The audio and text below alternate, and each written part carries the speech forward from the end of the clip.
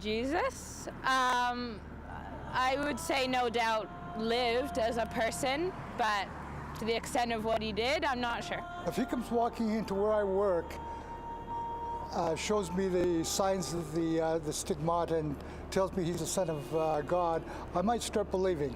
I don't believe in God, first of all. Maybe because I grew up in like an age of science. I have a lot of different thoughts and theories on Jesus, but I don't think coming back from the dead is really possible.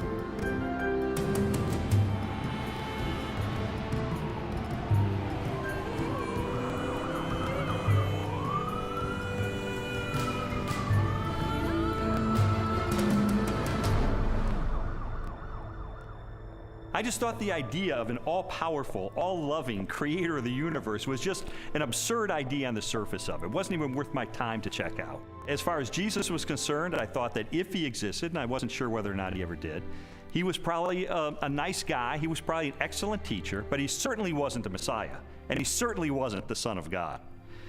Now, my wife was more in spiritual neutral. She was more of an agnostic, whereas I was more antagonistic toward Christians. I just didn't know where all the pieces fit together. I didn't know who Jesus was or how he fit into the picture. Lee was antagonistic towards God. I was simply confused. There really was no room for God in my relationship with Leslie when we were dating and when we got married, but you know what? We were happy. We didn't have any problem with that. When I first started going to church, Lee responded very negatively. He basically told me that this is not what he had signed up for, that when we had gotten married, he had life planned in a way that did not involve church. My biggest fear with Leslie was that she was going to turn into some religious prude or something, and I thought nothing good can possibly come out of this.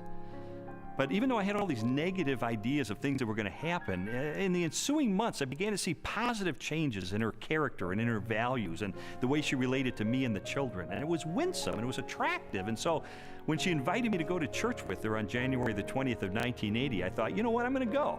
Get her out of this cult, that she's gotten involved in. He did go in with his reporter's notebook so he could take notes and try to find the scandal. Well, the pastor gave a talk that day called Basic Christianity, and he just systematically laid out what it is that Christians believe. And my mind was blown because I had all these misconceptions, and he really did straighten me out on a lot of things. And I remember walking out that day saying two things. First of all, I was still an atheist. He didn't convince me that day that God exists. But secondly, I realized if this is true, this has huge implications for my life. Lee's approach was very different from mine. Mine was mostly a heart issue. I wanted to know that God was real, and the way that was real for me was experientially. And for Lee, it was more about documentation, about being able to have facts that proved it true.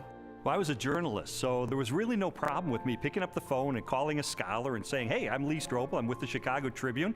I'd like some background information about the New Testament. And so I would do that, and I thought it was going to be so easy to expose the fallacious thinking behind Christianity. But as it turned out, it took me almost 2 years of my life to investigate these issues. It really was, in a sense, the most exciting story I'd ever pursued as a journalist. I think, unfortunately, because the documents, the New Testament and specifically, were written so far after Jesus' death, that it's really hard to say.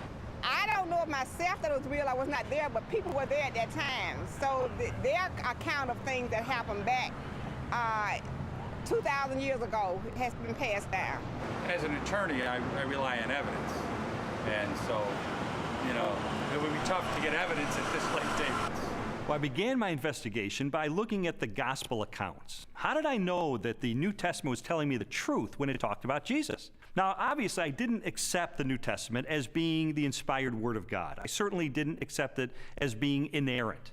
But what I had to accept it as being, which it undeniably is a set of ancient historical documents. And I knew that historians had criteria that they could apply to determine whether or not these documents are trustworthy. So those are the kind of people who I pursued. I went after the heavy hitters. I went after the expert witnesses who could help me sort through these issues. J.P. Moreland, Biola University. Mark Strauss, Bethel Seminary. Craig Blomberg, Denver Seminary.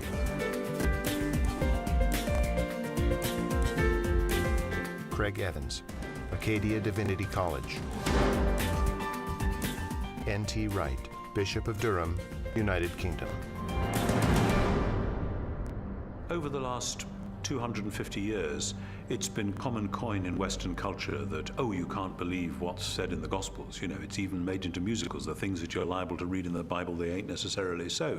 And that skepticism has wormed its way into much modern culture, and indeed into many Christian circles, many church circles, where they'll say, well, Matthew probably made this bit up, or Luke just added this bit on the end of the parable, or whatever it is. I and others have spent some of the best years of our lives researching what was actually going on in Palestine in the first third of the first century AD, and trying to get inside the minds of first century Jews, first century Romans, different Jewish parties and movements, etc., etc. And the more that I have tried to do that, the more I've found that what you find in Matthew, Mark, Luke, and John comes up in 3 dimensions and says, my goodness, this actually belongs. It makes sense. It fits. It gives us very vivid portraits of who these people were and what they were doing.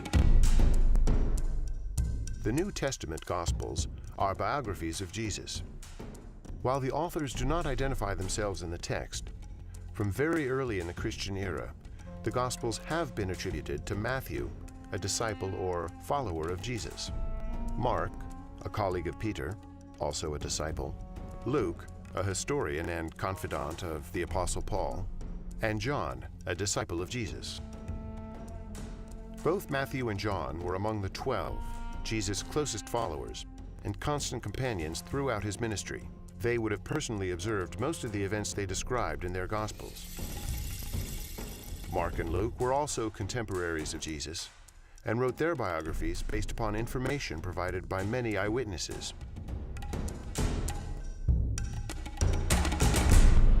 I knew from my years as a legal journalist the importance of eyewitness testimony. In fact, the first question that anybody asks is, how many eyeballs are there? How many eyewitnesses do you actually have? And I needed to determine whether or not contemporary scholars have ascertained whether or not the Gospels are rooted in eyewitness testimony. It's become evident to scholars of the first century that the Gospels were actually attempts to write biographies of Jesus. Now, not in the modern sense, because the Gospels are not particularly interested in his early years. But when it comes to Jesus' adult life and his activities, these are biographies. They're very clearly attempts by eyewitnesses to describe exactly what Jesus said and did, and the consensus of New Testament scholarship has moved in that direction. Many have undertaken to draw up an account of the things that have been fulfilled among us, just as they were handed down to us by those who from the first were eyewitnesses and servants of the word. Luke chapter 1, verses 1 and 2. Luke's gospel begins with a prologue. It's actually one of the finest Greek sections in the whole New Testament. Luke was clearly a literary artist. But in that prologue, he points out that he has carefully investigated the material that he presents in the Gospels, that he's checked with eyewitness accounts, those who are actually present. If you read that prologue and you see this is the work of a historian, this was someone who has done his research. Therefore, since I myself have carefully investigated everything from the beginning, it seemed good also to me to write an orderly account for you, most excellent Theophilus, so that you may know the certainty of the things you have been taught. Luke chapter 1, verses 3 and 4. You have to understand that people in the first century valued eyewitness testimony.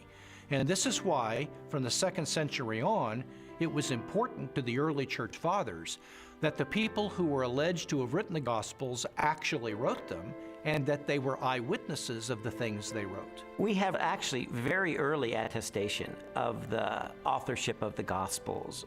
The early church father Papias, for example, as recorded by the church historian Eusebius, identifies Mark's Gospel as essentially the eyewitness account of Peter. Well, Papias was a disciple of the Apostle John, so we are only one generation removed from Jesus himself. That's a pretty close testimony, and strongly suggesting that, in fact, the Gospels are based on eyewitness accounts.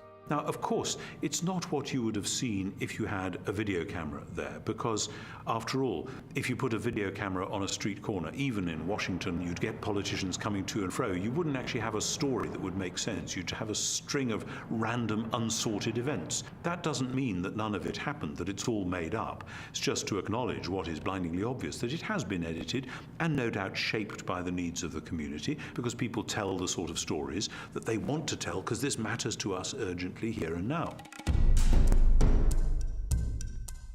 Most historians date Jesus' birth between the years 7 and 4 BC, and his death no later than AD 33. Jesus' public ministry began with the choosing of his disciples and lasted approximately 3 years, culminating in the Passion Week and his trial and death.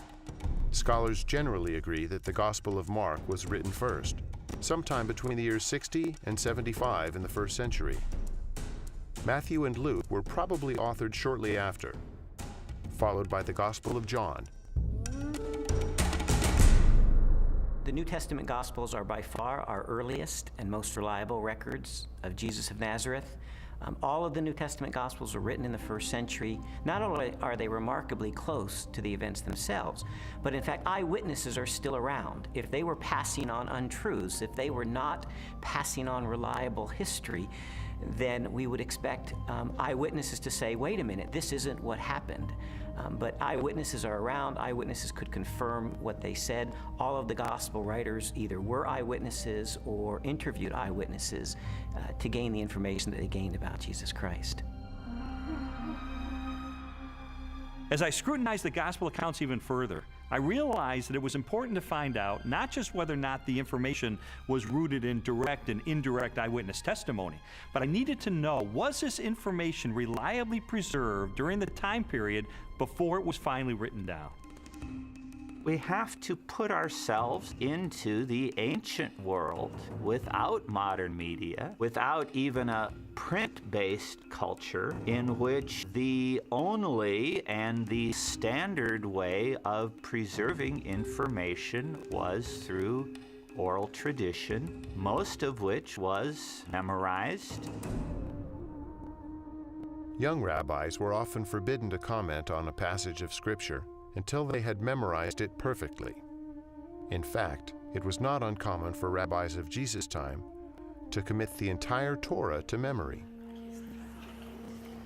I've sometimes heard people say, look, I've been in a situation where I whisper something to someone, they whisper it to someone else, and it goes through 10 or 11 people, and by the time the last person tells what was said, it's totally different from what I told the first person.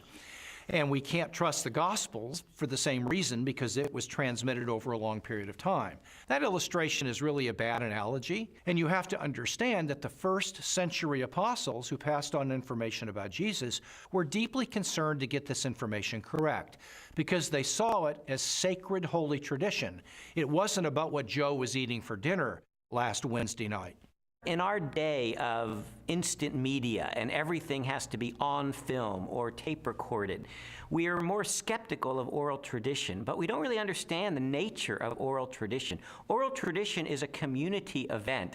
A story is passed down by individuals within that community. Well, if they get it wrong, you've got an entire community that's going to correct them. So it is self-correcting all the way. These stories were passed on reliably because they were passed on by the community of disciples. In fact, we now have scholarly studies that have been done of oral cultures, and we know that through several generations, Oral tradition can be preserved and passed on without changing a thing. Even though I became convinced that ancient cultures could pass along oral tradition reliably over time, I still had an obvious objection to the New Testament, and that was, isn't it really filled with contradictions? One of the issues people often raise is the question of apparent contradictions between the Synoptic Gospels, where there's a parallel story. For example, Matthew tells the story of 2 blind men being healed, whereas in Mark's account there's only 1 blind man. How can we get this contradiction? The vast majority of these apparent contradictions, however, are quite easily resolved. Mark describes only one of the 2 blind men, the one who is most prominent, obviously, or perhaps even the one who became a disciple of Jesus and became prominent in the later church. So most of these apparent contradictions are quite easily resolved. Had every single account given us exactly the same detail, we might have accused them of some form of collusion, of having gotten together and carefully planned out how they were always going to tell the story with the exact number of details, but then one doesn't have independent testimony at all. It's natural when you have multiple eyewitnesses to the same event. You're going to get different perspectives, and that's okay. You want that. What you're looking for is a core to the testimony that's the same, that's consistent, even though there may be some variation in the incidental details. If you're in a court of law and you have multiple witnesses come in and testify to the exact same thing, the first objection that's brought up is to say collusion. They got together, they orchestrated their testimony, and their credibility is shot. The earliest known copies of the Gospels were written on sheets of papyrus and scrolls made of animal skins. They are among the oldest existing manuscripts of antiquity. The Codex Sinaiticus was authored between AD 330 and 350. It contains almost all of the New Testament and a significant portion of the Old, while the Codex Vaticanus from the same era is a nearly complete Greek copy of the entire Bible. A papyrus fragment from the 18th chapter of John dates to AD 125, less than a single generation after the Gospel was originally written. When I found out that we have no original survivors of the manuscripts of the New Testament, I became very skeptical. Because if all we have are copies of copies of copies of copies of copies, then how do we know that what we possess today bears any resemblance to what the original said? We have better manuscript attestation for the New Testament than any other ancient document. For example, the Bible of the Greeks, Homer's Iliad, is preserved in maybe 600 manuscripts, the oldest of them 1,000 years after the document was actually written. The New Testament, we have something like 5,000 Greek manuscripts.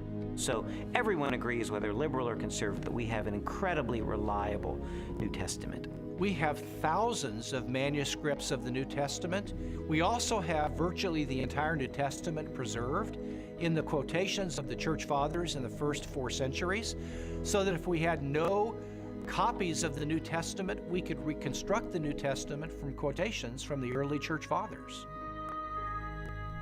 Following the pattern of my investigation, my next step was to determine whether or not there was any evidence outside the New Testament that corroborates what the New Testament tells us. Jesus, of course, wasn't the emperor of the Roman Empire. He wasn't some autocrat that had conquered half of the world, but he did leave an impact in his own environment and created a movement that grew from there. And there is a remarkable amount of documents and corroboration. Josephus refers to him. The Roman historian Tacitus refers to him. Suetonius, the political writer, refers to him. Critics refer to him. And so it's like a stone thrown into a pond. The ripples go out and everywhere are felt. It's a very impressive record taken as a whole. In AD 93, the Jewish historian Josephus published his work, Antiquities of the Jews. Scholars generally agree that the following text accurately records Josephus' record of Jesus. Now there was about this time Jesus, a wise man, for he was a doer of wonderful works, a teacher of such men as received the truth with pleasure. He drew over to him both many of the Jews and many of the Gentiles. When Pilate, at the suggestion of the principal men amongst us, had condemned him to the cross, Those that loved him first did not forsake him. And the tribe of Christians, so named for him, are not extinct to this day. In a court of law, the rebuttal case is an opportunity for the other side to present their evidence. Well, in recent years, there's been a proliferation of books and articles about the so-called Gnostic Gospels. And I wanted to figure out, does this represent the mainstream of academic scholarship? The Gnostic Gospels are a collection of religious writings from the 2nd and 3rd centuries. They blend the teachings of Jesus with a variety of ancient philosophical beliefs. According to the tenets of Gnosticism, the universe was the creation of a flawed and wicked God. Therefore, all matter was evil. Salvation from this world could only be attained through secret knowledge about the spiritual nature of man. There's been a lot of talk about the Gnostic Gospels, the Gospel of Mary Magdalene, the Gospel of Philip, the Gospel of Thomas.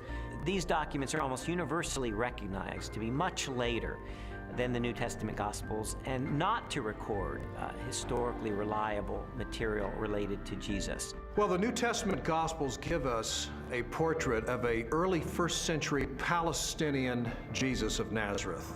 The Gospels from the 2nd century, which are mostly Gnostic Gospels, such as the Gospel of Judas, or the Gospel of Thomas, or the Gospel of Philip, or the Gospel of Mary, they give us a very different Jesus. Now, you can pick and choose if you want. You can say, well, I like the 2nd century Gnostic Jesus better. Others might want the early 1st century Palestinian Jesus. But if you're going to be a scholar about it, and you're going to talk about, well, which Gospels really do give us earlier traditions that more reliably reflect the actual historical Jesus, you got to go with the New Testament Gospels every time.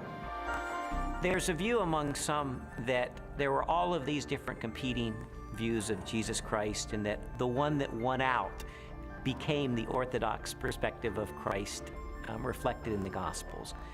All the evidence runs contrary to that. Jesus was a 1st century Jewish teacher who revealed and demonstrated himself to be the Messiah. That's the presentation we get in Matthew, Mark, Luke, and John, the New Testament Gospels. These later Gospels, these Gnostic Gospels, present a very different Jesus, almost a Greek philosopher, an esoteric Gnostic Jesus. It's clearly not the authentic historical Jesus. What I've come to discover is that the Gospels in the New Testament, Matthew, Mark, Luke, and John, are our best sources for Jesus. And I've also found that they are reliable, and that from these sources we can form a picture that I believe is very accurate, that tells us about Jesus, what he taught, how he was perceived by his contemporaries, and what his life was really all about. Everything from Jesus' parables to his healings, to his controversies, to his warnings, and all of that, the reason they were telling this stuff is that not just it was good advice for them in their own day, but that it actually mattered, that it actually happened. And if it hadn't happened, you're into a totally different worldview, a worldview which is about ideas, which is about self-realization, hugely popular in our culture just now, discovering who I really am. You know, for goodness sake, Jesus didn't come to help me discover who I really am. He came to tell me who he knew I really was and to do something about it. And that's much better news. After a while, as the evidence would accumulate more and more, it was like there were these scales and they began to tip increasingly. And I began to go from a hard-hearted, cynical atheist to someone who was still skeptical, but who was more open-minded, maybe more of a spiritual seeker, someone who was willing to follow the evidence wherever it took me.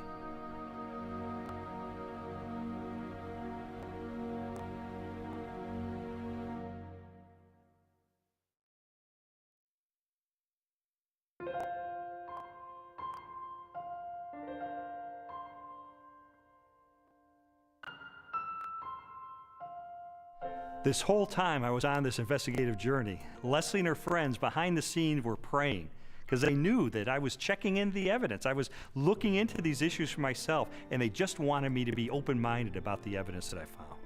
I was feeling like my whole world was opening up into something new and way more exciting and fulfilling than what we had been on. And it was that frustration of trying to help him to recognize that that was the case. Well, Leslie tried several things during this period to try to spur me on in my investigation. It didn't help very much. For instance, she would leave Bible tracts around the house, or she would take a Christian book and highlight certain passages and leave it open on a coffee table, things like that. And it really didn't help, but I told her it was not helping, and she understood that. But I think sort of the whole time she was holding her breath, because this was not a very smooth investigation.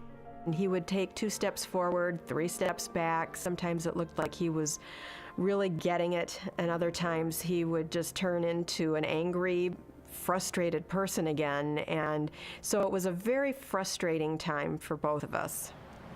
I believe Jesus was a real person. I believe he did live. I guess there are some exaggerations in the Bible, I'd have to say. I don't believe we'll ever know if Jesus was really what everyone thinks he is. I think it's a lot of folklore. I think it's a lot of historical misrepresentations. I think it's a lot of wishful thinking. But I don't think we know, and I don't think we'll ever know, and I don't think there's any way to prove what has been claimed about Jesus for all these years. The biographies of Jesus in the New Testament gave me a lot of information about him. But Christians were saying that he is the Son of God. That's a huge step to take to believe that. And so I sought out more scholars so I could pose to them this question: who was Jesus?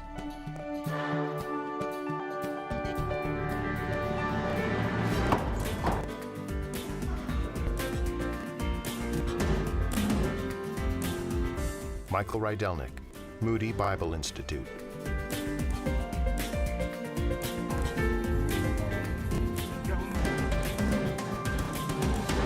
Ben Witherington, Asbury Seminary.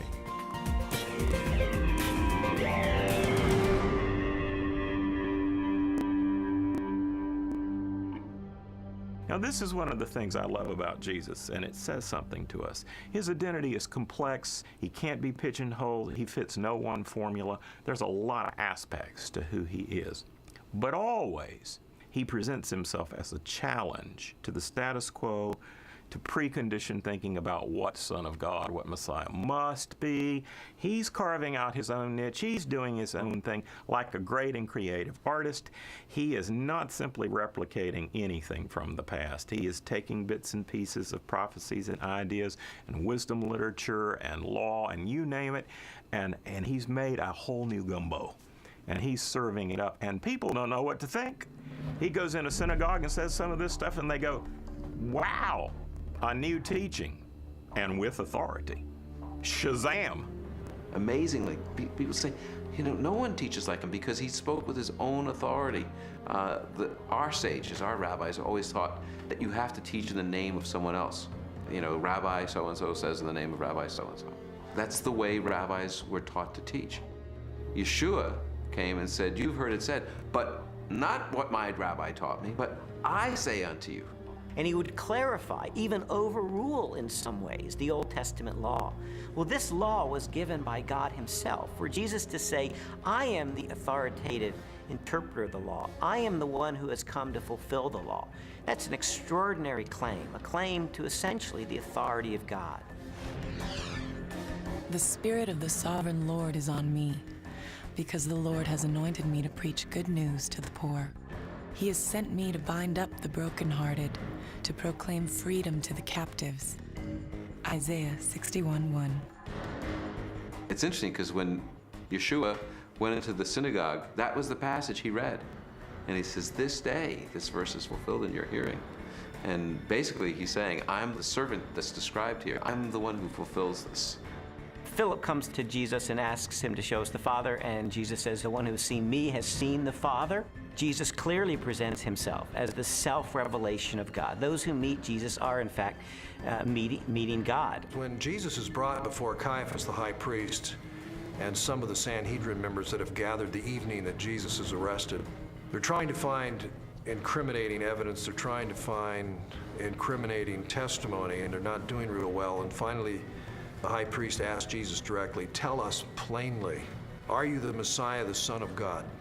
And Jesus says, I am. And you will see the Son of Man seated at the right hand, coming with the clouds of heaven. And there Jesus has combined phrases from Daniel 7 and Psalm 110. Jesus sees himself as this heavenly figure. More than 80 times in the New Testament Gospels, Jesus is identified as the Son of Man. While the human connotations of the phrase are obvious, a broader interpretation is found in an Old Testament scripture written by the Jewish prophet Daniel. In my vision at night I looked, and there before me was one like a son of man, coming with the clouds of heaven. He approached the Ancient of Days and was led into his presence. Daniel 7:13. Many Christians and non-Christians hear the phrase Son of Man, they think Son of God refers to his deity and Son of Man refers to his humanity. That's in part true, but in fact, Son of Man has a much greater significance than that as well. The title Son of Man, Jesus draws that title from Daniel chapter 7, where a glorious messianic figure comes before the Ancient of Days, a reference to God, and he is given all glory and power and majesty. That portrait of this glorious Messiah is the one that Jesus identifies himself with. He is the Son of Man. So Son of Man doesn't just mean a human being. His dominion is an everlasting dominion that will not pass away, and his kingdom is one that will never be destroyed. Daniel 7:14. Actually, the phrase Son of Man refers to his humanness and his more than humanness. Because no human being can rule forever unless he's a forever person in some kind of way. In addition to the claims that Jesus makes about himself in the New Testament, there are also reports that he performed the miraculous, that he walked on water and healed the sick and turned water into wine and raised the dead and did exorcisms. And so I had to know, is there evidence that these miracles are a result of his divine nature? Jesus' contemporaries, that is, people who liked him, people who were indifferent, neutral, and people who opposed him, all acknowledged he did extraordinary things. Now, of course, the people who liked Jesus and believed in him and followed him said Jesus did these powerful works because of the Spirit of God. People who opposed him would say, well, I admit he does these amazing things, but it's because the devil is helping him. The Talmud actually speaks of some of these things. In some of the passages that deal with Yeshua, it has him as a magician. And why do they describe him as a magician? It's not flattering. There's a historical recognition here that when Yeshua came, he did miracles, just as Isaiah 35 indicates in the Messianic age. When the Messiah comes, he'll be able to make the blind see and the lame walk. The New Testament Gospels record at least 40 separate miracles performed by Jesus during the course of his ministry. They include healings, exorcisms, mastery over nature, and even raising of the dead. Christian theology has always held that these miracles are part of a total picture that displays the attributes of God himself: unlimited power, total knowledge, ever-present, unchanging, eternal. There's no question that the biographies of Jesus describe him as a worker of mighty deeds. But I wanted to know, does this make him any different than the other miracle workers and magicians of the ancient world? Miracle workers that we find occasionally in the first century are magicians. They use incantations, they use spells, they try to coerce gods or divine figures to work on their behalf. That's very different than Jesus' miracles. Jesus' miracles were to demonstrate the power of the kingdom of God. When he healed the sick, he pointed back to Isaiah's prophecies that when God's kingdom would come, when God's salvation would come, the lame would walk, the blind would see. This was the demonstration that God's kingdom was arriving. He's an exorcist. You don't find any of those in the Old Testament. People were not looking for messianic exorcists. He carves out his own niche. He reveals his identity in his own way. It becomes clear that he is somebody who can take on the powers of darkness himself and win. What kind of person is that? And he doesn't have to use recipes and formulas like other ancient exorcists. He can just call the demon by name and that boy's out of there. One of the most astonishing things that Jesus did was when he claimed to forgive sins. In Mark's Gospel, chapter 2, a man is brought to him, a paralyzed man, and the crowds around him are expecting Jesus to heal him. But instead, the first thing Jesus said is, "Your sins are forgiven." Only God forgives sins. Now, some might say, well, Jesus may have been forgiving sins on behalf of God. But in fact, that's not the way his listeners understood him, because immediately the religious leaders responded to that. Who is this that forgives sins? Only God forgives sins, they claim. But Jesus claims the ability to forgive sins. And to confirm that he has that authority, he then heals the man. And so a very obvious question arises. That is Jesus the Messiah, the Christ, the Anointed One, the one sent by God to be the Savior of Israel and the world?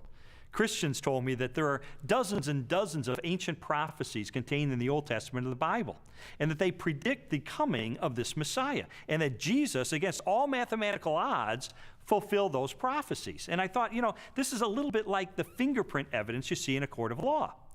I remember covering one particular case where the murderer went through the purse of the victim, and he left one thumbprint on the cellophane wrapper of a package of cigarettes. And it was that thumbprint that led to his conviction for murder. And I thought, in an analogous way, could it be that these ancient prophecies are sort of like that thumbprint on the cellophane? Do they create a thumbprint that only Jesus Christ in all of history manages to match?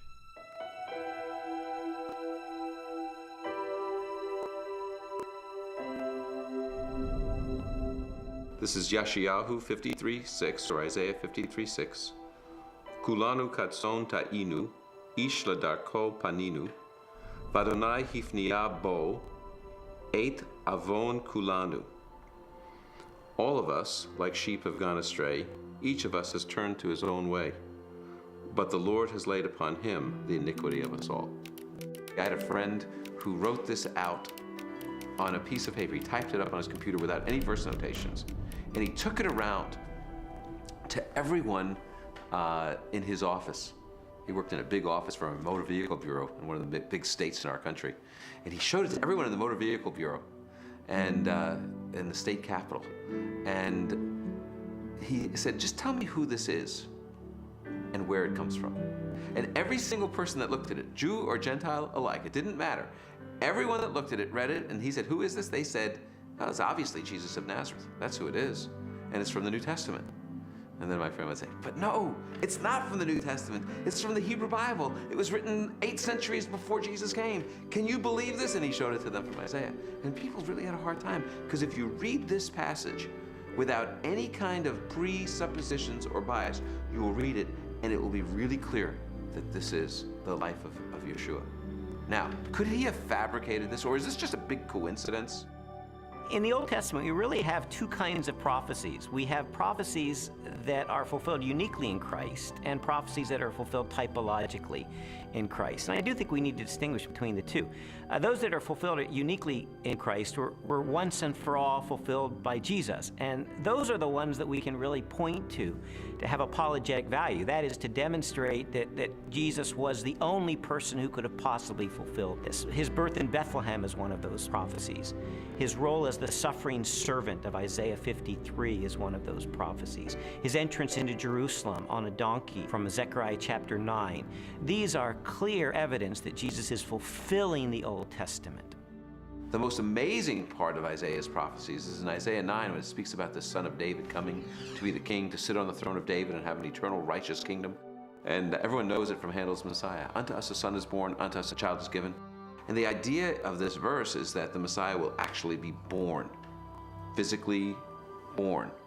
And then it says, and his name shall be called Wonderful Counselor, Mighty God, Father of Eternity. In other words, he's the creator, the author of time. Some skeptics have said that Jesus could have engineered the fulfillment of these prophecies. Of course, Jesus could not have determined where he was going to be born, so to be born in Bethlehem, obviously he could not have engineered that. Also, as the suffering servant, it would have been difficult for him to engineer such a specific fulfillment of Isaiah 53. But on the other hand, the fact that Jesus performed certain actions that in fact fulfilled prophecies only demonstrates that he was indeed the Messiah. Anyone who enters Jerusalem riding on a donkey, in obvious fulfillment of Zechariah 9:9, is saying, yes, I am the Messiah.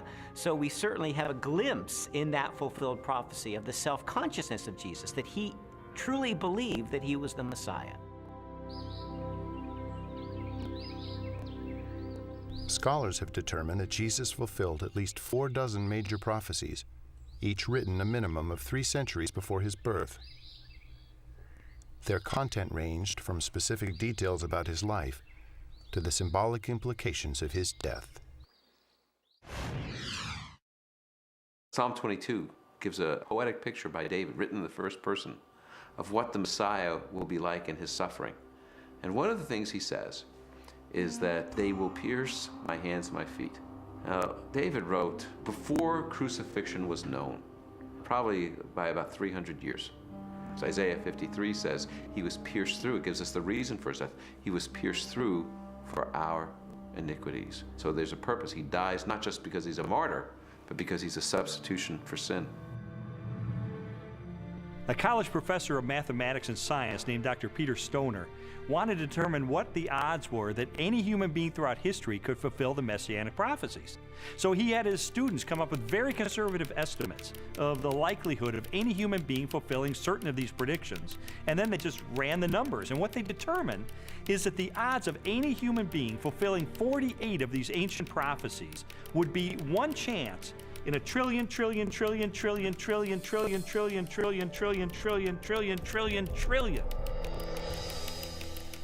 It is mathematically virtually impossible. To me, just as significant as all of those unique prophecies that were fulfilled in Christ is the complete drama of the Old Testament. The fact that the Old Testament is the story, the narrative of God's redemptive movement, his movement to deliver and save humanity. And Jesus is the climax of that movement. He is the climax of salvation history, the one who brings it off to fulfillment. You read the Old Testament, it's building. Jesus arrives on the scene and he is the fulfillment. And he recognizes himself clearly as the climax of God's plan of salvation for all humanity. This whole case was sort of like one of those jigsaw puzzles where you don't know what the ultimate picture is going to be. You just put together the pieces, and as I was putting together all of the evidence, it started to take shape, and I sort of stepped back and I could see that it was a portrait of Jesus Christ.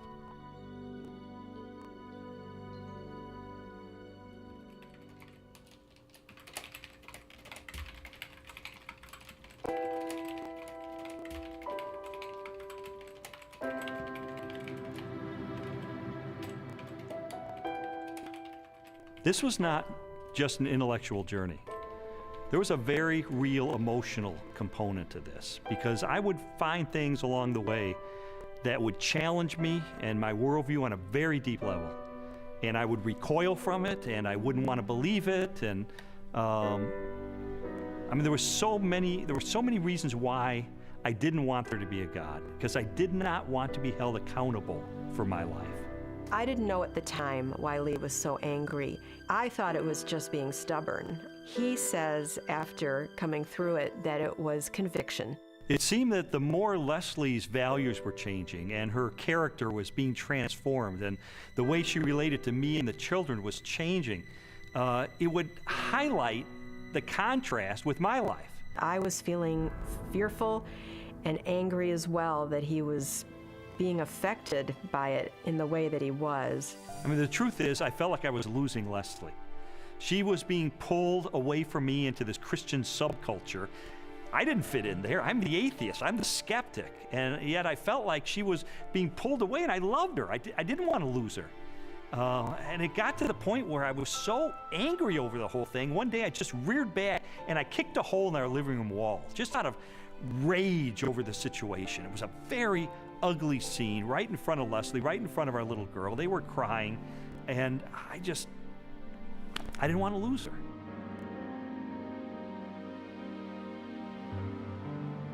Jesus's body was never found. And so, yeah, and they predicted it. Well, you know, he talked about it, and it was predicted, and it happened. I mean, it's this easy. It's as simple as that. We just tend to complicate it, man. No, not physically, not his physical body. So when they came the following morning and rolled back the great stone in front of the tomb, and he wasn't there.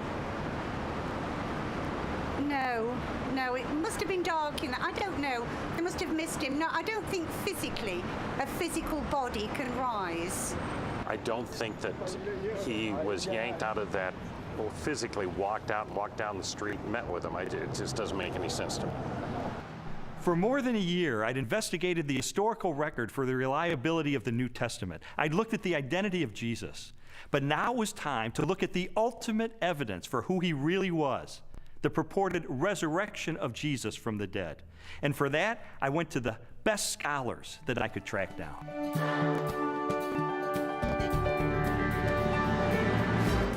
William Lane Craig, Biola University. Gary Habermas, Liberty University.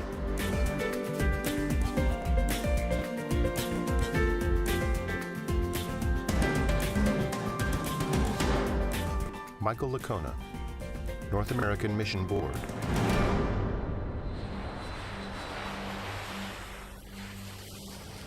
You see, while Jesus was on earth, he made some really radical claims.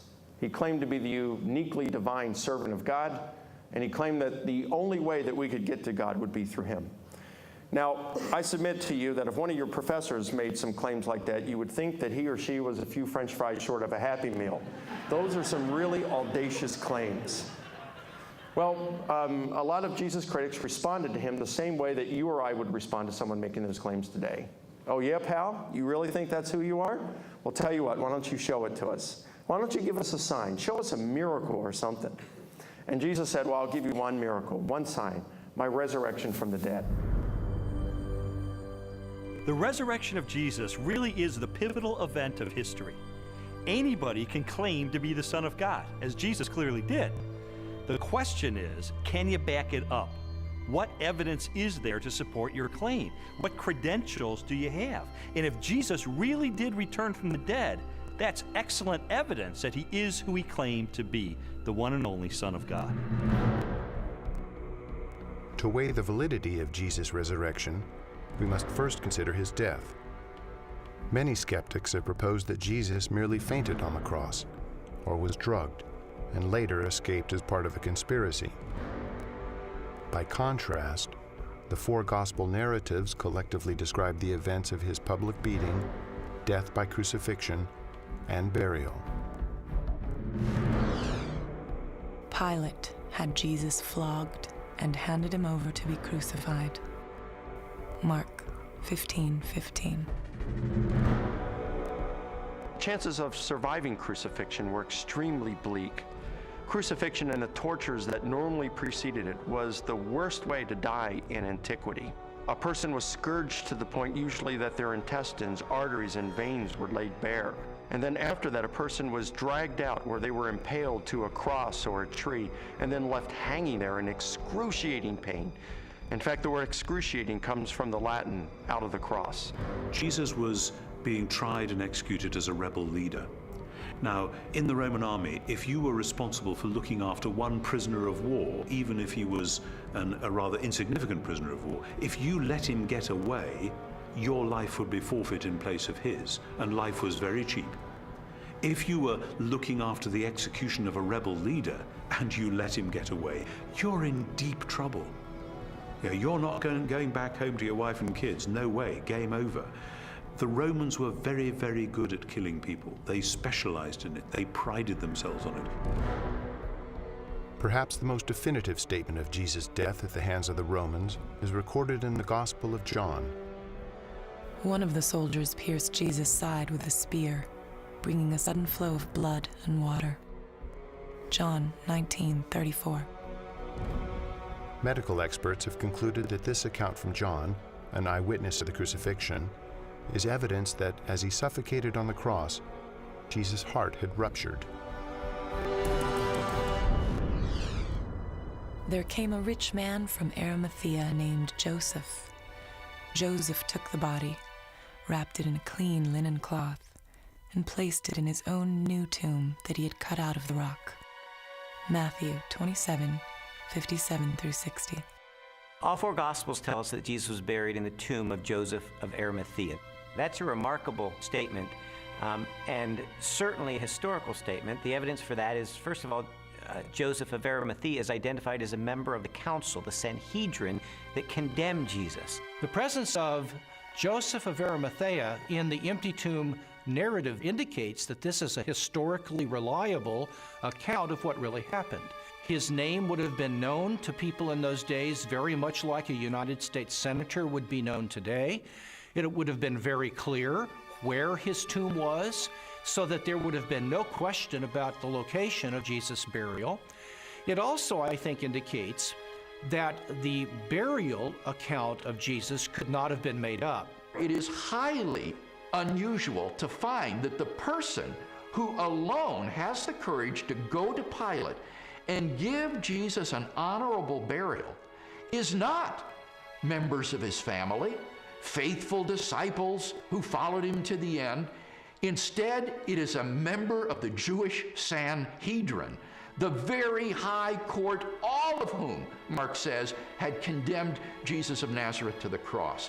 The fact that it is Joseph of Arimathea who is the person responsible for giving Jesus an honorable burial is an awkward and embarrassing fact for the early church, and yet this tradition is faithfully preserved in almost all of the traditions that we have about the burial of Jesus.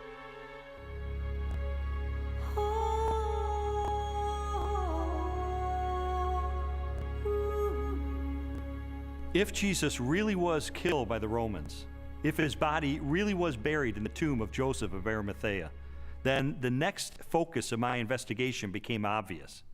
On the first Sunday after the crucifixion, was the tomb of Jesus Christ really empty? On the first day of the week, very early in the morning, the women took the spices they had prepared and went to the tomb. Luke 24:1. The empty tomb story also has a very embarrassing feature of it that is preserved in the memory of the early church, namely the discovery of the empty tomb by women. Now, in order to appreciate this, you have to understand something of the status of women in Palestinian Jewish society. In that society, which was a patriarchal society, women were frankly second-class citizens. If you were going to invent an account about an empty tomb, then why on earth would you invent witnesses, primary witnesses, whom no one would believe? In fact, they would scoff at that later on. Supposing you were inventing the story of the resurrection of Jesus, many people have said, oh, this was all just dreamed up later on. Well, how would you have done that? The one thing you wouldn't have done would have been to have not only a woman, but a woman who's got nobody quite knows what, but a fairly shady past, as your prime witness. And yet there she is, Mary Magdalene, in Matthew, Mark, Luke, and particularly in John. And already by the middle of the 2nd century, the pagans are sneering, this is just based on the testimony of hysterical women, you can't believe that. But the early Christians stuck to their story, they stuck to their guns, they stuck to the women. They said, this is how it was. Now, they just would never have made that up, and that actually has enormous ramifications. If this is how the story was, and they didn't change it to airbrush Mary out, then this really must have been what happened on that first Easter day. The chief priests devised a plan. They gave the soldiers a large sum of money, telling them, "You are to say, his disciples came during the night and stole him away while we were asleep." Matthew 28:12 and 13. Matthew reports that the Jewish authorities were claiming that the disciples of Jesus had stolen his corpse. And this is verified by Justin and Tertullian a little bit later on, saying that the Jewish leaders were still saying the same thing in their day. Now here's the question. If the body is still in the tomb, why are you saying that the disciples had stolen it? Well, if you think about that, the claim that the body was stolen confirms that Jesus' enemies acknowledged that the tomb was empty. If you've got a stolen body, you must have an empty tomb. If the tomb was not empty, Jesus' opponents would surely have gone and got the body and shown it as soon as the disciples began proclaiming the resurrection. I found the evidence for the empty tomb very convincing, but you know what? That didn't tell me what happened to Jesus. Is it true that hundreds of people really saw him alive after the crucifixion? My research took me to a letter that the Apostle Paul wrote to the church at Corinth, and it contains the earliest passage of all about what happened to the resurrected Jesus. He was raised on the third day. He appeared to Peter and then to the 12. After that, he appeared to more than 500 of the brothers at the same time. Then he appeared to James, then to all of the apostles. And last of all, he appeared to me. 1 Corinthians 15, 4-8. Paul, who is a first-generation Christian, having met and seen the resurrected Jesus, describes resurrection appearances to Peter, to the apostles, to James, and finally to himself. And he also mentions 500 people who saw Jesus alive. So we have eyewitness first-hand account of someone who himself saw Jesus alive and knows of 500 people or so who saw Jesus alive. That's extraordinarily strong evidence. These people, Paul tells us, were still alive at the time that he was telling the Corinthians about it. And his implication is we have hundreds of people who actually saw Jesus risen from the dead.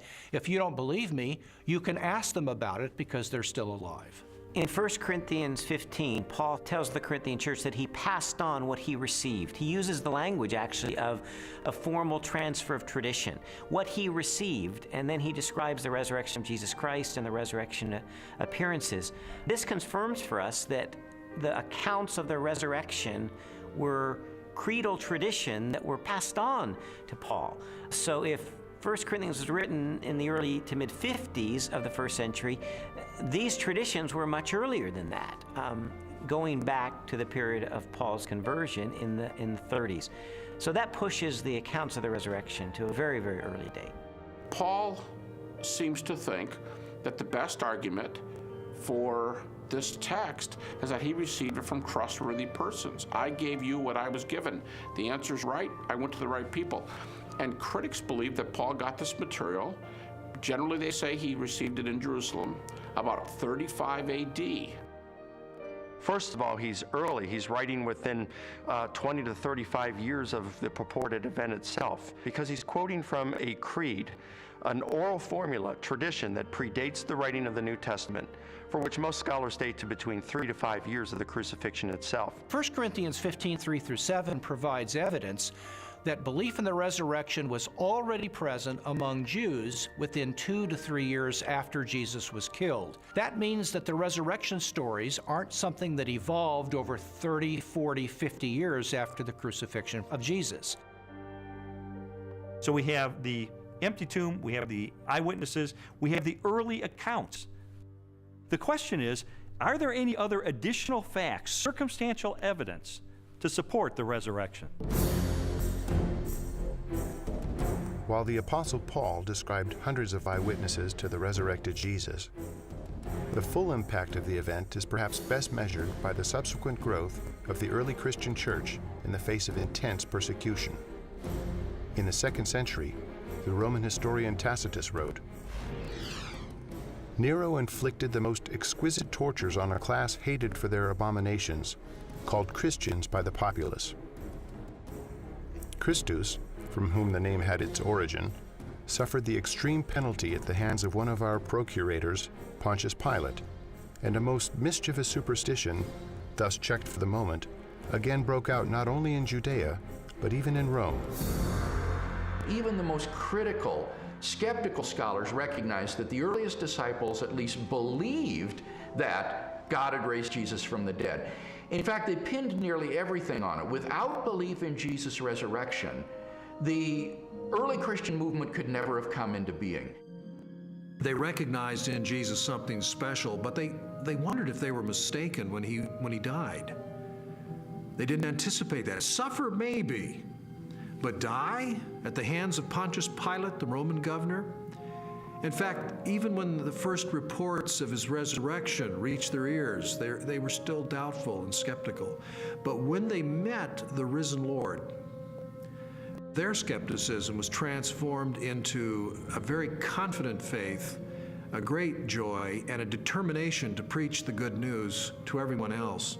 And I think that's the part that's awfully hard to refute, because we have this turnabout, this transformation of a discouraged and bewildered following on the basis of the good news. Somehow you have to explain the explosion from scared followers who run away to let's worship him, let's sing to him, let's pray to him.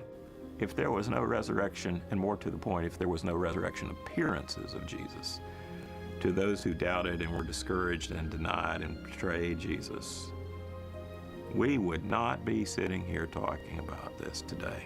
Other messianic figures had risen in the past, had claimed to be somebody, and had been suppressed and killed by the Romans. Yet no movement arose around those dead messiahs. But these disciples of Jesus were willing to go to the ends of the earth proclaiming the gospel message. Were willing to suffer and die for that. The transformation from a bunch of defeated cowards to boldly, fearlessly proclaiming the gospel, even to the point of death, to me confirms that something happened on that first Easter morning. I have worked much harder, been in prison more frequently, been flogged more severely, and been exposed to death again and again. 2 Corinthians 11:23. After Jesus' crucifixion, the disciples lived lives of hardship for 20, 30, 40 years, suffered greatly in their ministries, and eventually suffered martyrdom and execution without recanting for their belief that they had seen Jesus risen from the dead. I mean, what were they gaining? Were they becoming rich? They're running around the countryside. They're, in some cases, abandoning their family for periods of time so they can preach. What they got for their efforts is death, in many cases. You also have to remember that the disciples died not just for something they believed was true. They died for something they actually saw with their own eyes. It's much more difficult to explain that away than it is for someone who dies for a belief and they're sincerely wrong. I came across a bit of evidence I really found fascinating. James was a half-brother of Jesus, and he was not a believer in Jesus during Jesus' lifetime, but he later died the death of a martyr as a leader of the local church. In a similar way, Saul of Tarsus was a persecutor of Christians, and yet he later becomes the Apostle Paul, this incredible missionary. So I had to ask myself, what led to this radical transformation of these skeptics? Sometimes people will come to believe something they wish to be true. If you believe hard enough that a person is loving and kind, you can talk yourself into believing that, even though the person is not loving and kind. It's very, very difficult, however, to explain people coming to believe something that they're actually standing against. Now, in the case of James and Paul, they did not believe in Jesus before his crucifixion. In fact, they thought he was deranged, and they did not accept what he said and what he taught. James, the brother of Jesus, is a skeptic who doesn't come to Jesus until he meets the risen Lord. Critics allow that. Paul's a persecutor till he meets the risen Jesus. That's not the kind of testimony of someone who all gets together and say, hey, let's just cook this thing up. One of the certainties, it seems to me, related to the testimony of the apostles is that they truly believed that Jesus was who he claimed he was, and they truly believed that he had risen from the dead because they were willing to die for that. Very few people are willing to die for something they don't really believe in, or something even worse that they know to be a lie. When Jesus was executed, his disciples were rightly afraid. They scattered, they were fearful for their own life. Their hopes had been dashed because they had believed Jesus was the promised one who was going to usher a new day in for Israel. Turned out he wasn't, because he was murdered by crucifixion under the authority of the Roman Empire. And yet, shortly thereafter, we find them taking a stand in Jerusalem, proclaiming that Jesus was the Messiah, the very Son of God. How do we explain that? How do we explain the fact that they were even willing to propagate this the rest of their lives and go to martyrs' deaths for their belief? The only rational explanation is that something happened to them between the death of Jesus and 3 days later, and according to their own words, it was that they saw Jesus risen from the dead for themselves. People have often said, and I think it's a perfectly fair position, that okay, there aren't actually any good alternative hypotheses for how you explain the rise of early Christianity, but because we know as an absolute fact which we're not prepared to let go of, that nobody ever rises from the dead, then there must in fact be some other alternative hypothesis. And I want to say, okay, if you want to make the absoluteness of bodily death the cornerstone of your entire worldview, I actually can't stop you. If you choose to say, no, here I stand, death is the end, and nobody ever comes back from it, and that's just the way it is, well, that's where a lot of people were in the ancient world. It's where a lot of people are in the modern world.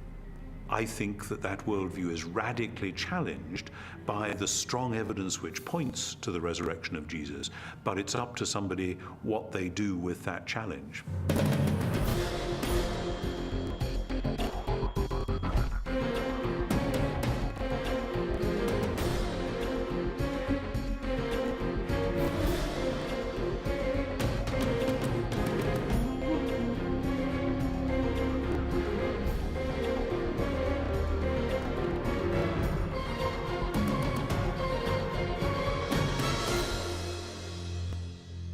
The evidence accumulated over time until November the 8th of 1981, which is sort of when I reached a critical mass. I remember going alone in my room, and I took a yellow legal pad and put a line down the middle, and on one side I started to list all of the evidence I had encountered for Jesus Christ being the Son of God, and on the other side all the negative evidence against that. And I wrote and I wrote page after page, and finally I put my pen down and I said, wait a minute. In light of this avalanche of evidence pointing toward the truth of Christianity, it would require more faith for me to maintain my atheism than to become a follower of Jesus Christ. And so that's the moment that I decided, consistent with the evidence, the most logical, the most rational step I could take was a step of faith in the same direction the evidence was pointing, and put my trust in Jesus. And after I did that, I thought, you know, maybe Leslie would like to hear about this.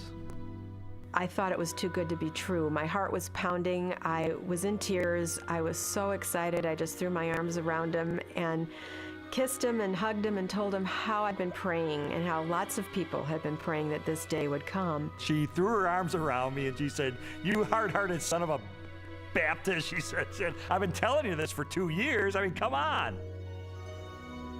And that began a transformational process for me, where over time, my philosophy and my attitudes, relationships, parenting, worldview, all of that began to change over time for good, really for good. When Lee became a Christian, his whole life started to change, to the extent that our 5-year-old daughter, who also saw those changes, went to her Sunday school teacher and told her that she wanted Jesus to do in her life what he had done in her daddy's life. Jesus said, "You shall know the truth, and the truth will set you free." And you know, that's my story. It was someone who said, I'm going to investigate this stuff with an open mind, let it take me wherever the evidence will take me. And what I discovered in the end is Jesus made the claim that he is the truth, that everything hinges on his identity. In fact, everything hinges on the resurrection, because anybody can claim to be the Son of God. If Jesus really did return from the dead, then he is who he claimed to be, and that changes everything. But what about your own journey?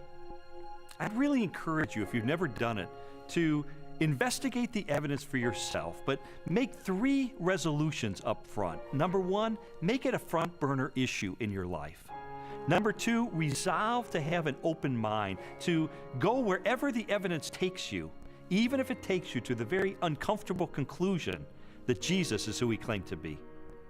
And then finally, resolve that once the evidence is in, you will reach a verdict in the case for Christ.